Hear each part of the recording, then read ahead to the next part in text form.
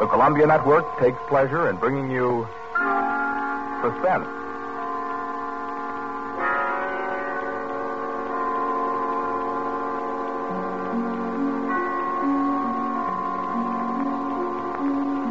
Suspense, a new series of programs with one strict purpose in view: your entertainment. Each week at this time, CBS sets aside 30 minutes to excite you, to mystify you, and on occasion to horrify you with a catalog of the world's great thrillers. Dramas from the stage and screen, from fiction and radio. Dramas that bring you suspense. This, the second offering of a new series, is a unique one. Certainly, it is one of the very few pieces of suspense literature that somehow manages to tickle your funny bone while busily engaged in tingling your spine. Make no mistake, though, nobody's kidding. CBS presents its adaptation of John Collier's well-known short story, Wet Saturday.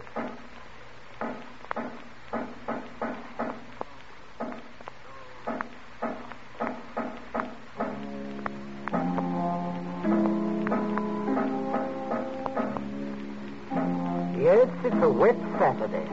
Never saw it rain harder. I'm Princey, Frederick Princey, just an ordinary family man. I've a son, a daughter, and a wife. I might be out golfing now if it hadn't been for the rain. I'm Mrs. Princey. I plan to drive over to the nurseries this afternoon for some arbiters. The boarders, you know. But... Oh, the whole lot of them make me sick. Yes, I'm George, son and heir. I had a date to go punting. Couldn't find the blasted punter weather, so I'm home, too. I'm Millicent. I was going to play croquet. That's how I happened to have the mallet. Yes, that's the Princey family. We find them at home. Mrs. Princey, Millicent, George sprawled on a couch, Mr. Princey biting on a dry pipe. Their living room is dull and overstuffed. Rain beats at the windows. They are any middle-class family at home on a wet day, except for one small item. As you sit with them in the living room, you can see through the door to the sun porch a pair of men's feet, encased in black boots. They look like the feet of a curate. There's a tenseness in the room. The air is charged with excitement, but the feet are very still. Don't keep staring at them. Listen to me, all of you. Don't you see? They'd hang her. That's what they do. They'd hang her. Oh, Fred, it's too awful. Awful? Catastrophic. A supposedly sweet, gentle, intelligent girl, respected, loved by the whole village, doing a thing like this. Think of the publicity, the disgrace. You think I'm going to resign from the bench, the vestry, sell out and live in some foggy hotel abroad? Oh, no. No, I'll kill myself. I will. Don't be a fool. Any more than you have been, the governor means. Be quiet. Wouldn't be so bad if it were you. Everybody in the village knows you're not responsible. George. Yes? Get off that couch. Sit up on your spine. You might be of a little use here if you could think. Listen, Governor, this isn't my funeral. Oh, shut up. As long as I can remember, George, you've been a trial and a tribulation to me. Oh, I can't stand it. You've got to stand it, my dear. And keep that hysterical note out of your voice. You hear? Yes. We are talking about the weather. Now, George. Yeah? George, if he fell down the old well, say, striking his head several times, what about it, eh? I really don't know, Governor. What about it? Don't be an ass. I'm asking you to think. He'd have had to hit the side several times in 30 or 40 feet and at all the correct angles. No, I'm afraid not. We'll have to go over it all again, Millicent. Oh, no, Father. No. I couldn't. Millicent, we must go over it all again. Oh, Fred, you're torturing her. Oh, face facts, Mater. With him lying there, there's no use pretending it's a picnic. They might hang you, Millicent. Oh, stop that shaking. Stop it here. You must stop it. Keep your voice quiet. Millicent, we are talking of the weather. Now, we will proceed. I can't. Oh, should have thought of those boots, Millie. I'm not moving them. Oh, sit up, George. Stop shuffling your feet. Now, Millicent, look at me. Answer me truthfully, you hear? Answer me. You were in the croquet court. Yes. Who knew you were in love with this wretched curate? Oh, the whole village. They've been sniggering about it at the pub for 3 years past. What a goodness. Millicent, we continue. You were on the croquet court. Yes. You were putting the croquet set into its box. Yes. It was starting to rain. I was carrying the balls and mallets into the sun porch. The box was there. You heard someone enter the garden gate and come across the yard. Yes. Could you see who it was? No, not at first. I was going into the sun porch. I threw down all the mallets but the red one and turned around. It was Withers.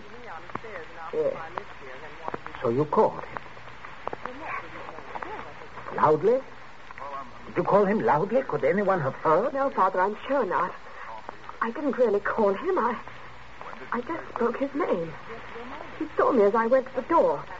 He just waved his hand and came over. How can I find out from you whether there was anyone about? Whether he could have been seen? I'm sure not, Father. I'm quite sure. So, you both went into the sun porch. Yes. It was raining hard then. What did he say? He said, "Hello, Millie." And excuse his coming in the back way, but he set out to walk over to Liston. Yes? And he said, passing the park, he'd seen the house and suddenly thought of me. And he thought he'd just look in for a moment. He had something to tell me. Go on. He said he was so happy. He wanted me to share it. He'd heard from the bishop he was to have a vicarage. And it wasn't only that. It meant he could marry. Then he began to stutter and get all confused. And of course, I thought he meant me. Don't tell me what you thought. Tell me exactly what he said, nothing else. Well... Oh, stop crying. It's a luxury you can no longer afford. Tell me what happened. He said, no. He said it wasn't me. It's Ella Bragdon David. And he was sorry and all that. Then he went to go. And then? I went back. He turned his back. I had the red mallet of the croquet set in my hand. I forgot to drop it in the box that he placed. Did you shout or scream? I mean, as you hit him? No, I'm sure I didn't. Did he? Come on, speak up. No, Father. And then? I threw it down. I came straight in here. I went to look for Mother. Oh, poor baby. No, I will leave the child alone, Fred. Not such a child, Mater. Millie, I had no idea Keep you... quiet. I'm thinking. You see, George, he probably told people he was going to Liston. Certainly no one knows he came here, for he didn't decide until he crossed the park. He might have been attacked in the woods. We must consider every detail. A curate with his head battered in. Don't, Father, don't. A curate, head battered in. Now, who would want to kill Withers? Oh, kill Withers? Well, I would with pleasure. How do you do, Mrs. Princey? Captain Smalley. Oh, sit down, pray. Mustn't get up for me, Mrs. Princey. You either listen. My word. Just being neighborly on a bad day.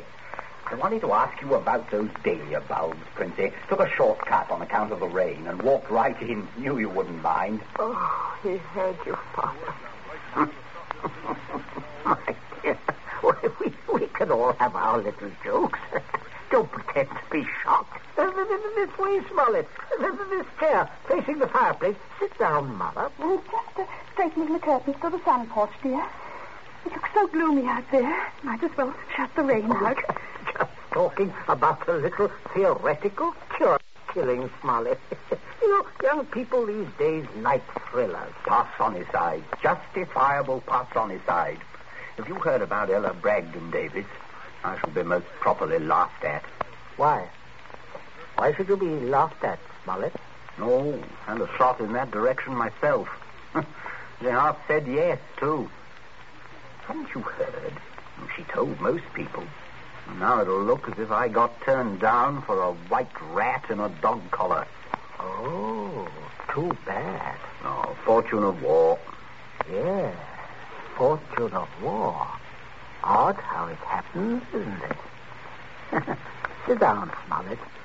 Millicent, console Captain Smollett with your best light conversation. You too, Mother. George and I have something to look at outside. This rain, you know, but it is bad, very bad. Come, George. Righto, Governor.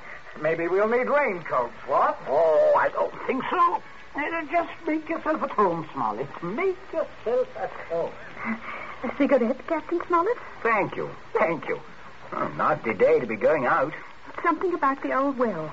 Just off the sun porch door, you know. This terrible sodden weather seems to have loosened some of the stones. Oh, too bad. Dash too bad. Spoils the tennis and croquet, a day like this. Doesn't it, Millie? Oh, yes, it does. She was practicing out on the croquet court earlier, but, do pull your chair nearer the fire, Captain. It was so damp, we thought it would be cozy to light it. Thank you. I'm quite comfortable. I hope you don't feel too bad about Ella, David.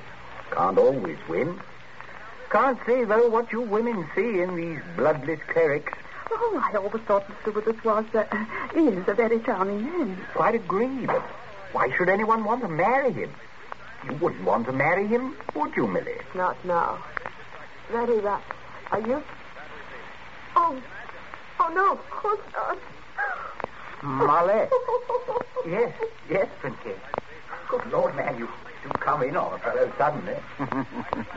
Yes, I did. Oh, don't mind this old double-barrel shotgun. Been working on it. Smollett, may I have your attention for a minute? There's something on the sun porch I'd like to show you. Why, yes. Yes, of course. Smollett, George and I went out to see if we could shoot some rats which have been driven out of the old well by the high water. Afraid they might get into the house. Now, you must listen to me very carefully. Very carefully, or you will be shot by accident. Princey, what's got into you? You heard me ask as you came in, who would kill Withers? You also heard Millicent make a comment, an unguarded comment. Well, what of it? Very little. Unless you were to hear that Withers had met a violent end this very afternoon. And that, my dear Smollett, is what you are going to hear. What? Withers? Yes. Who killed him? Millicent. Good Lord. Yes, it's a mess. And of course, you would have remembered and guessed. Maybe, yes, I suppose I should. Therefore, you constitute a problem. Why did she kill him? Oh, it's one of those disgusting things. Pitiable, too. She deluded herself that he was in love with her. Good heavens, Millie. Oh, yes, of course, I see. He had told her about the Davis girl. I understand. Now, I have no wish, as you will comprehend, that she should be proved either a lunatic or a murderess. I could hardly go on living here after that. I suppose not. On the other hand, you know about it. Yes, I see. That makes me a problem. You're wondering if I could keep my mouth shut. If I promise... I am wondering if I could believe you. But if I promise... If things went smoothly, yes. But not if there was any sort of suspicion, any questioning. You would be afraid of being an accessory. Why, I don't know. I do. What are we going to do? I can't see anything else. You'd never be fool enough to do me in. You can't get rid of two corpses. Oh, I regard it as a better risk than the other. It could be an accident. Or you and Withers could both disappear. There are possibilities in that. Listen, you can't. I can, but there may be a way out. There is. Smollett, you gave it to me yourself. I did what? You said you would kill Withers. You have a motive. Oh, look here, I was joking. Of course you saw that. You are always joking. Listen, Smollett, I can't trust you. You must trust me. Else I will kill you now in the next minute. I mean that. You can choose between dying and living. Go on. Now, there's the old well just outside the front porch door. That's where I'm going to put Withers. No one outside knows he has come up here this afternoon. No one will ever look there for him unless you tell them. You must give me evidence that you have murdered Withers. I murdered him? Why do you want that? So that I shall be dead sure that you will never open your lips on the subject. I see. What evidence? George, hit him in the face. Sure. Keep out of it. Oh, Captain, you should be more careful. Look what your teeth did to my knuckles. Again, George. Okay. I can't stand it. All right, Keep quiet. You women keep out of this. I'm sorry, Smollett, but there must be traces of a struggle between you and Withers.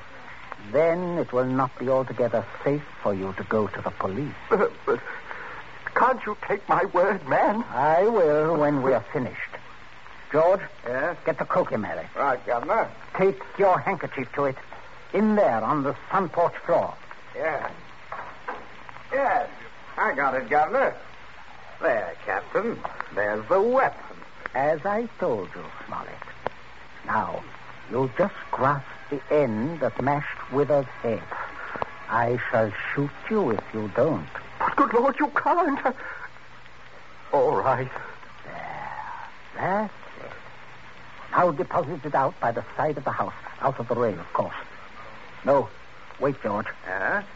First, you'd better pull a few hairs out of his head and put them under the nails of Withers' right hand. Princey, have you gone mad? Do you know what you're doing? With this gun, yes. Go ahead, George. Sorry to muss your hair up, Captain. Shut up, Smollett. There. That's all we need. Now for Withers, we'll fix it right up. Be right with you, Governor. Smollett, you may turn around. Withers is just there in the sun porch. Draw back the curtain. Good Lord, Princey.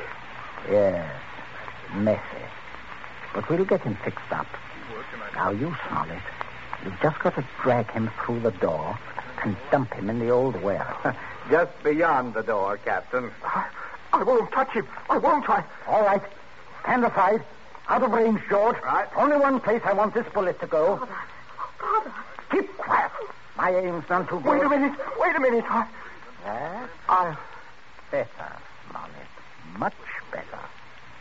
Go on now. In here. You'll have to take him outside. By the shoulders ought to do it, Captain. Keep quiet, George. Go on, Smollett. Go on. You've seen dead men before. Drag him. Drag him. I'll just hold the gun here to make sure that everything goes all right.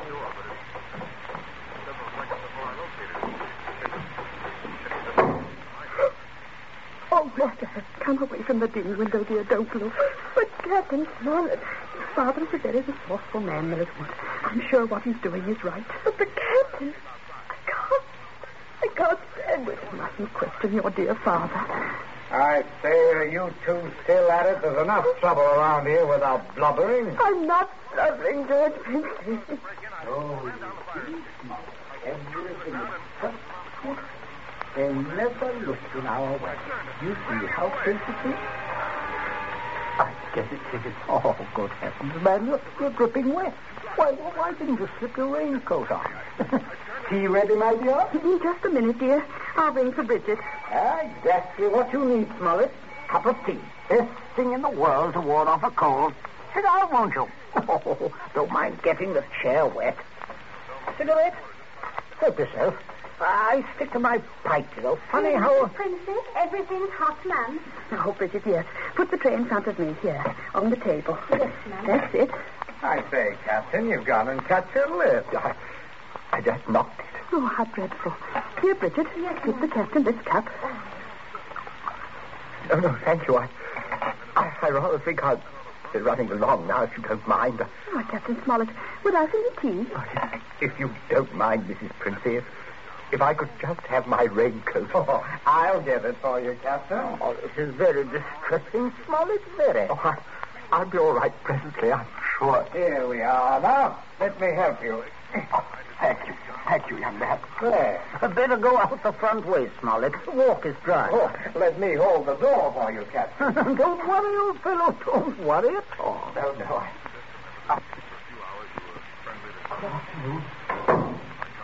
Nothing serious, I imagine. Little rest and he'll be as right as rain. By the way, Millicent, you're not looking any too well. No, not well at all. I'm sure it was that croak he caught. Being outdoors in weather like this is simply foolhardy. The mater's right, Millie. You saw what happened to Captain Smollett. Come along, dear. I shall give you a hot foot bath and put you to bed. And a couple of days in bed, and you'll be fine again.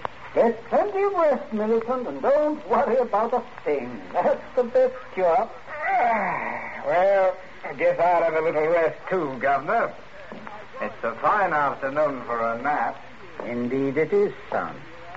Well, enjoy yourself. I'll see you later. I'll see you all later.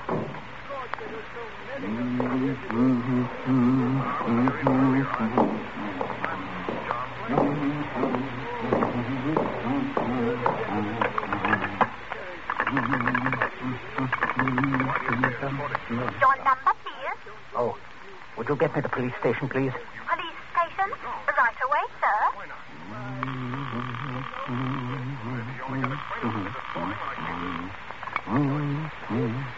Police headquarters, Sergeant Yancey speaking. Oh, hello, Sergeant. This is Prince here, Abbott's Road. I believe you know me. Oh, indeed I do, Mr. Princey. Sergeant, a horrible thing has just happened. Quite extraordinary. Murder, in fact. Murder? I'm afraid it looks rather bad for a close friend of ours, unfortunately. We saw him do it. I think you'd better send someone over right away. Our man should be there right about now, Mr. Princey. I beg your pardon? I say, our man should be there now. Constable Martin has his post right below your house there. Just rang in. Seems Captain Smollett was with him. Captain Smollett? He reported some rather queer going down at your place, but I certainly didn't understand it was murder. Just don't touch anything, Mr. Princey, and don't worry. Don't worry at all. No. I won't, Sergeant. Thank you. Governor, where are you? I'm right here. Stop shouting. We have some visitors, Governor. Oh, yes. Yes, I can see that. Well, Constable, good afternoon. Good afternoon, Mr. Princey. And Smollett, I say what a remarkable fellow you are, coming back like this. Here to reenact the crime? Only the one against me, Princey. The one against the curate I'll leave to you people. Extraordinary sense of humor. Mr. Princey, I just had a look at what's in your well. Not a pretty sight, that. Not pretty at all. Yes, Captain Smollett was thorough, if nothing else. You saw him when he did it, sir, out in the back? Oh, quite. We were just returning from a walk. Smollett evidently had been laying for the curate, hiding out in those bushes by the road, I imagine. He was never inside this house. Never. And you say, Captain? I say that while I was inside this house, a guest of the family, I was coerced into dragging the curate's body outside and dumping it in the well. Well, there we are. Not entirely, Constable. I'll just remove my raincoat. There. And demonstrate how damp I got my clothes when I went outside without it. No. That's interesting, isn't it? Quite. He undoubtedly removed his coat at some point between here and your post. I might as well tell you that his weapon, a red croquet mallet, is out by the side of the house. I shouldn't be at all surprised, but that you'd find his fingerprints all over it. All over the end of the mallet, Constable. The end that mashed Withers' head. And not the end I'd have had to grasp in order to do the mashing. Governor. That's a decent try, Smollett. But it won't work. There must be other evidences, Constable. You'll undoubtedly find them when you examine the body. Oh, he means my hair under Withers' nails. Well, sir, if you look carefully, I believe you'll find a few of my precious hairs under his son's nails, too. Here, what are you trying up? Constable, this is an utter waste of time. So far as the violent struggle between Smollett and Withers is concerned, Smollett's face speaks for itself. Quite eloquently, I believe. Oh, but no more eloquently than your son's knuckles. As you see, Constable, a fresh abrasion. He did that on my teeth. Or did he? What? I say, or did he? He might have done that on Withers' teeth.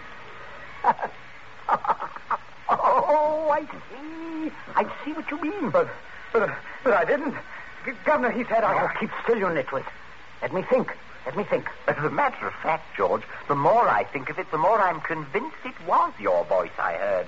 Quite a vigorous quarrel. Something about the curate jilting your sister. Oh, don't be ridiculous, Smollett. Very well, Princey. If your son didn't do it, who did? That's what I'd like to know. How about it, Mr. Princey? Well, that is a sticker, all right. George, my boy, it looks like you're elected. Elected? What do you mean? I didn't do it. Why, I had nothing to do. Keep your mouth shut, will you? I won't. I'm not going to take the blame for her. Millie did it. She did it with that mallet, I saw. You could prove that? Prove it?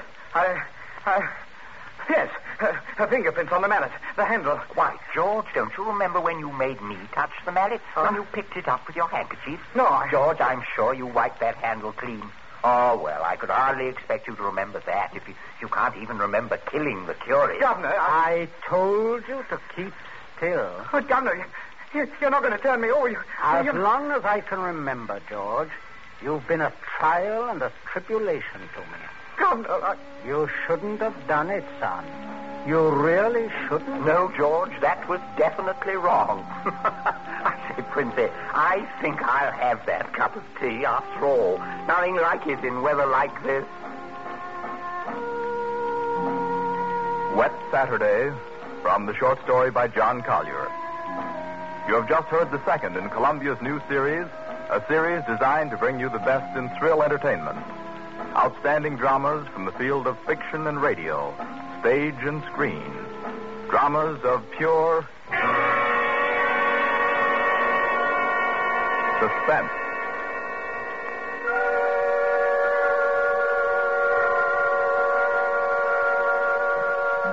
This Columbia feature is produced and directed by Charles Vanda, with script by Harold Medford and score by Bernard Herrmann. Be with us again next week at this same time when we present Suspense. This is the Columbia Broadcasting System.